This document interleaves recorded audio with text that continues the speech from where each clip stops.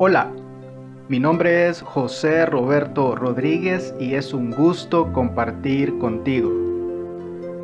Lección número 13, titulada Cristo en el crisol. El texto bíblico base para el estudio de esta semana se encuentra en el libro de Mateo, capítulo 27, verso 46, en el cual leemos lo siguiente. Cerca de la hora novena, Jesús clamó a gran voz diciendo: Elí, Elí, lama sabactani. Esto es: Dios mío,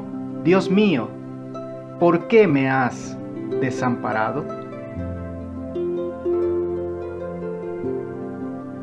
Siempre que analizamos el tema del sufrimiento, se suscita la pregunta: ¿cómo surgieron el pecado y el sufrimiento? Por revelación divina tenemos buenas respuestas. Surgieron porque hubo seres libres que abusaron de la libertad que Dios les había dado. Esto lleva a otra pregunta. ¿Sabía Dios de antemano que estos seres caerían? Sí, pero obviamente pensó que, como escribió C.S. Lewis, valía la pena correr el riesgo. ¿Vale la pena correr el riesgo? ¿Para quién? ¿Para nosotros mientras Dios está en el cielo sentado en su trono? No exactamente. La libertad de todas sus criaturas inteligentes era tan sagrada que, en lugar de negarnos esa libertad, Dios decidió asumir la peor parte del sufrimiento causado por nuestro abuso de esa libertad.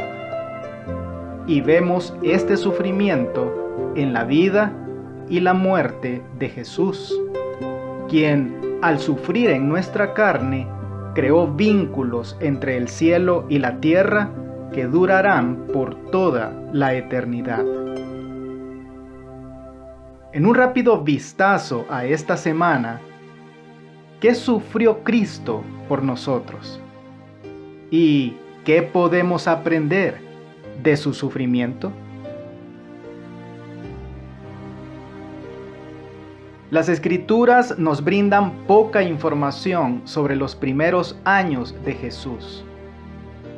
No obstante, algunos versículos nos dan una vislumbre de esas circunstancias y la clase de mundo en el que participó el Salvador.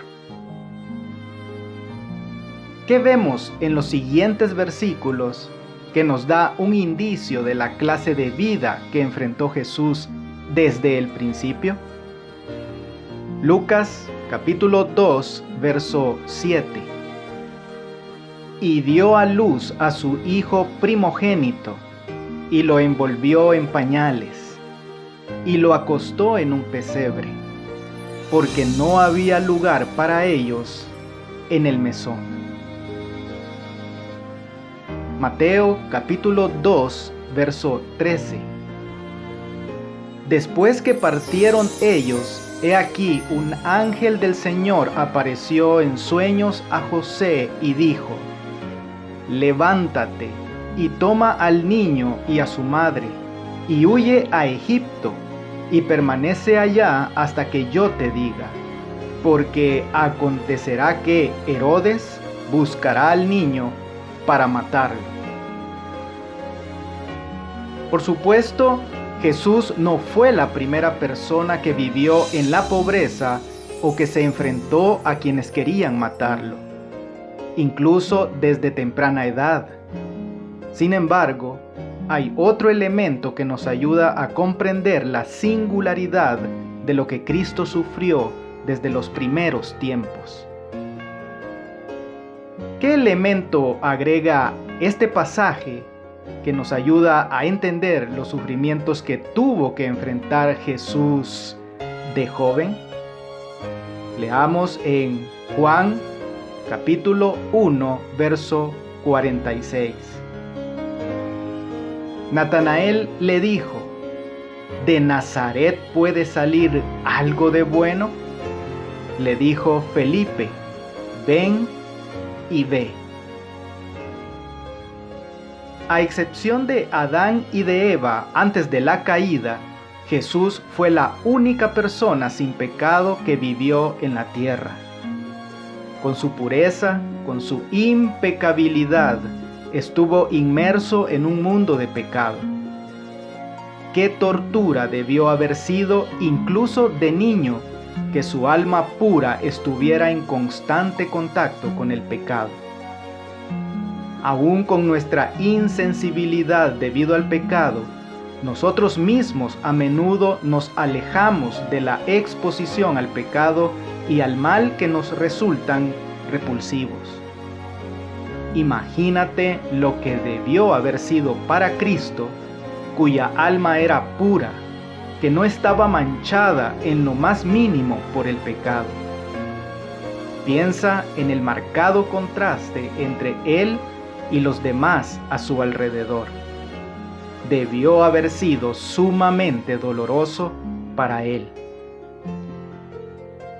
Pregúntate: ¿cuán sensible soy a los pecados que existen a mi alrededor? ¿Me molestan o soy insensible a ellos?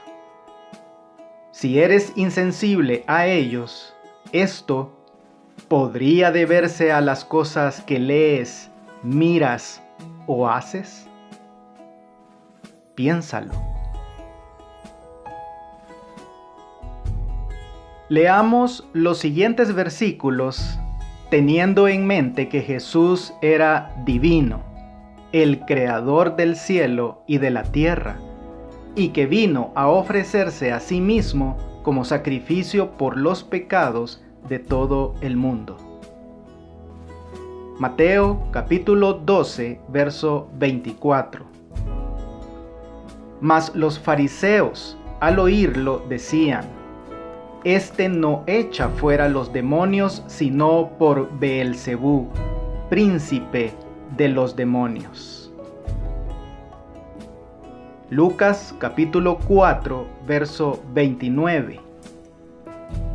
Y levantándose le echaron fuera de la ciudad y le llevaron hasta la cumbre del monte sobre el cual estaba edificada la ciudad de ellos, para despeñarle.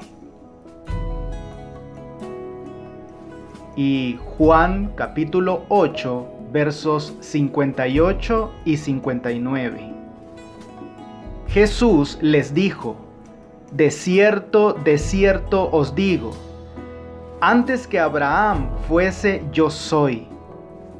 Tomaron entonces piedras para arrojárselas, pero Jesús se escondió y salió del templo, y atravesando por en medio de ellos, se fue. Tanto los líderes como la gente común constantemente malinterpretaban la vida, los actos y las enseñanzas de Jesús, lo que generó rechazo y odio en las mismas personas a las que vino precisamente a salvar. En cierto sentido, debe ser como un padre que ve a un hijo descarriado que necesita ayuda. Y aunque el padre está dispuesto a darlo todo por ese hijo, el niño lo rechaza y acumula desprecio sobre quizá la única persona que puede librarlo de la ruina total. Eso es lo que Jesús enfrentó mientras estuvo en la tierra. Cuán doloroso debió haber sido para él. ¿Cómo crees tú que se sintió Cristo por el rechazo? Mientras leemos el siguiente pasaje bíblico, pregúntate: ¿se sentía mal por él mismo, como nos suele pasar cuando nos rechazan? ¿O era por otra razón? Si fue por otra razón, ¿cuál crees que era? Mateo capítulo 23, verso 37. Jerusalén, Jerusalén, que matas a los profetas y apedreas a los que te son enviados. ¿Cuántas veces quise juntar a tus hijos como la gallina junta sus polluelos debajo de las alas, y no quisiste? Todos hemos sentido el aguijón del rechazo, y tal vez nuestro dolor era similar al de Cristo en el sentido de que era desinteresado. Nos dolía, no porque nos rechazaran a nosotros, sino por lo que significaría ese rechazo para la persona que nos rechazó. Quizá alguien que nos importa y que se niega a aceptar la salvación en Cristo. Imagínate, sin embargo, lo que debió haber sentido Jesús, quien era plenamente consciente de lo que tenía que afrontar con el fin de salvarlos y, al mismo tiempo, plenamente consciente de las consecuencias del rechazo de todos ellos.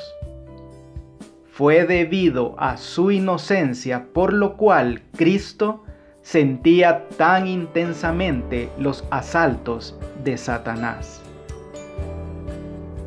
¿Qué puedes aprender de Cristo que te ayude a sobrellevar mejor el dolor del rechazo? ¿Qué te muestra su ejemplo?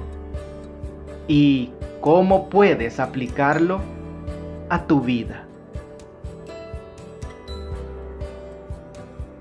Leamos en Marcos capítulo 14, verso 34. Y les dijo: mi alma está muy triste hasta la muerte. Quedaos aquí y velad. Todo lo que Jesús sufrió durante sus 33 años en la tierra no se compara con lo que comenzó a enfrentar en las últimas horas antes de la cruz. Desde las edades eternas se planeó el sacrificio de Jesús como ofrenda por el pecado del mundo, y ahora estaba sucediendo precisamente eso. ¿Qué nos dicen los siguientes versículos sobre el sufrimiento de Cristo en el Getsemaní? Mateo capítulo 26, verso 39. Yendo un poco adelante, se postró sobre su rostro, orando y diciendo: Padre mío, si es posible, pase de mí esta copa, pero no sea como yo quiero, sino como tú. Marcos capítulo 14, versos 35 y 36. Yéndose un poco adelante, se postró en tierra y oró que si fuese posible, pasase de él aquella hora. Y decía: Abba, Padre, todas las cosas son posibles para ti. Aparta de mí esta copa, mas no lo que yo quiero, sino lo que tú. Y Lucas capítulo 22, verso 44. Y estando en agonía, oraba más intensamente, y era su sudor como grandes gotas de sangre que caían hasta la tierra.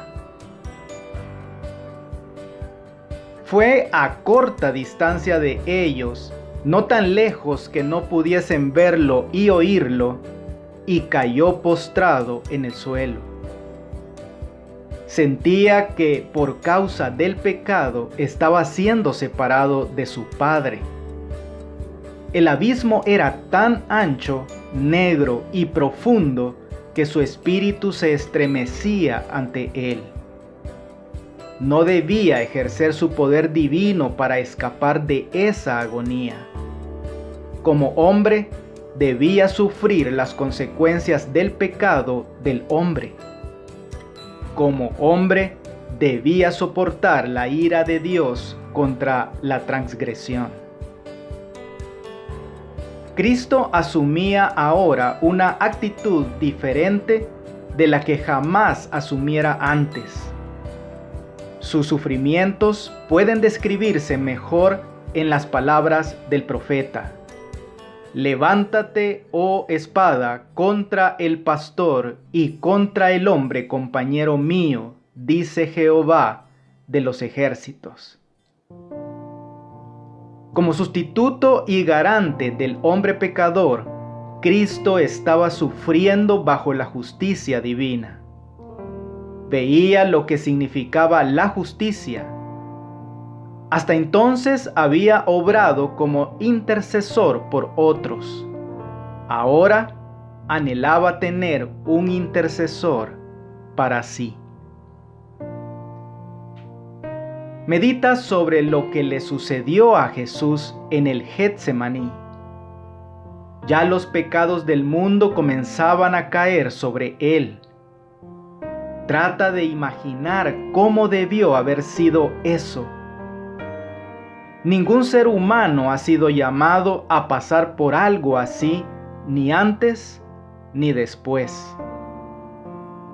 ¿Qué nos dice esto sobre el amor de Dios por nosotros? ¿Y qué esperanza puedes encontrar en esto para ti? La muerte por crucifixión era uno de los castigos más duros que los romanos imponían sobre una persona. Se la consideraba la peor forma de morir. Por lo tanto, qué horror era que alguien muriera de esa manera, y especialmente el Hijo de Dios. Siempre debemos recordar que Jesús vino en carne humana como la nuestra. Entre los golpes, los azotes, los clavos en sus manos y sus pies, y el peso abrumador de su propio cuerpo que desgarraba las heridas, el dolor físico debió haber sido insoportable. Esto era duro incluso para los peores criminales. Qué injusto entonces que Jesús, inocente de todo, enfrentara semejante destino. Sin embargo, como sabemos, los sufrimientos físicos de Cristo fueron leves en contraste con lo que realmente estaba sucediendo. Esto fue más que el asesinato de un hombre inocente. ¿Qué acontecimientos cercanos a la muerte de Jesús mostraron que lo que sucedía era más de lo que la mayoría entendía en ese momento? ¿Qué sentido podemos encontrar en cada uno de estos eventos que evidencie lo que sucedió allí? Mateo capítulo 27, verso 45. Y desde la hora sexta hubo tinieblas sobre toda la tierra hasta la hora novena. Mateo 27, versos 51 y 52. Y he aquí el velo del templo se rasgó en dos, de arriba abajo, y la tierra tembló, y las rocas se partieron, y se abrieron los sepulcros, y muchos cuerpos de santos que habían dormido se levantaron. Y Marcos capítulo 15, versos 37 y 38. Mas Jesús, dando una gran voz, expiró. Entonces el velo del templo se rasgó en dos, de arriba abajo. Evidentemente, lo que estaba sucediendo era mucho más que solo la muerte, por injusta que fuera, de un hombre inocente. Según las Escrituras, la ira de Dios contra el pecado, nuestro pecado, se derramó sobre Jesús. Jesús en la cruz sufrió la justa indignación de un Dios justo contra el pecado, los pecados de todo el mundo.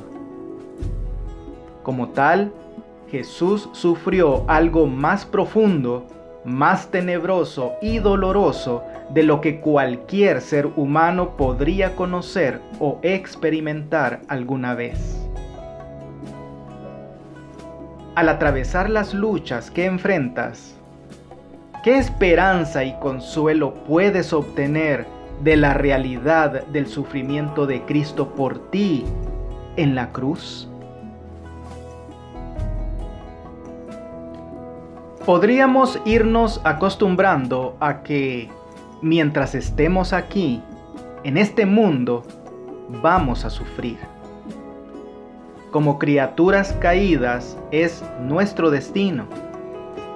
No hay nada en la Biblia que nos prometa algo diferente. Al contrario, ¿qué aportan los siguientes versículos, por ejemplo, sobre el tema que nos ocupa? Hechos capítulo 14, verso 22.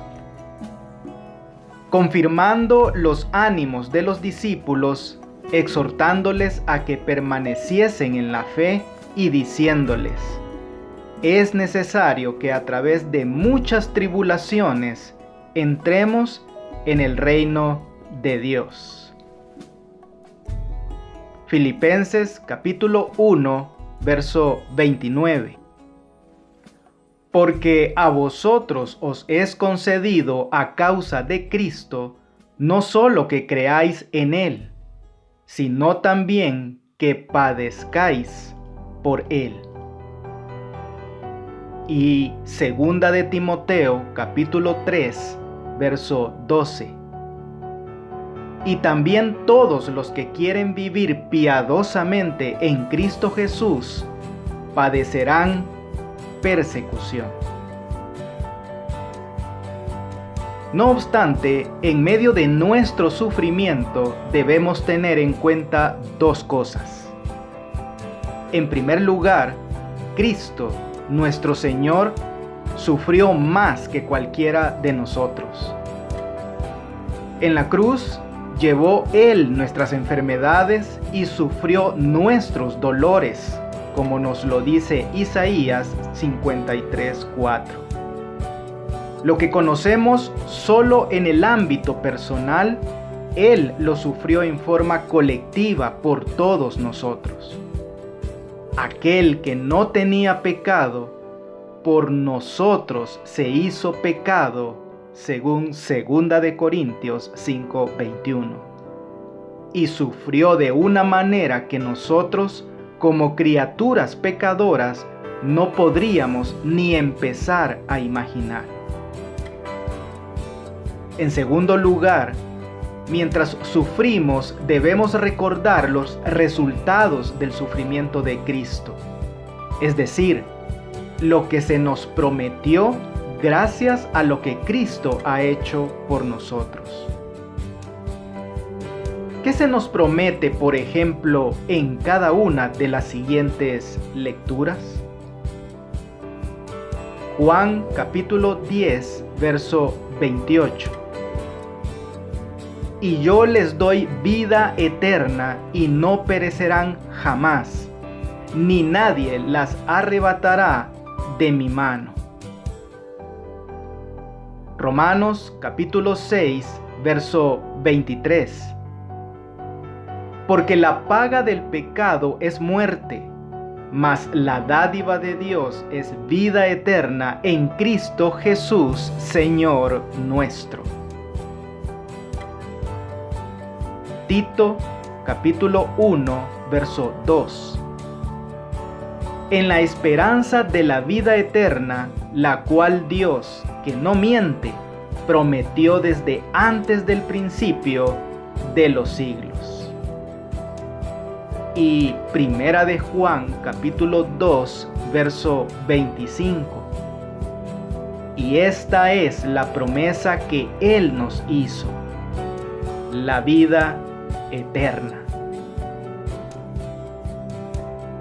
Cualesquiera que sean nuestros sufrimientos aquí, gracias a Jesús, gracias a que Él llevó sobre sí el castigo de nuestro pecado, gracias a la gran provisión del Evangelio, que mediante la fe podemos ser perfectos en Jesús ahora mismo, tenemos la promesa de la vida eterna.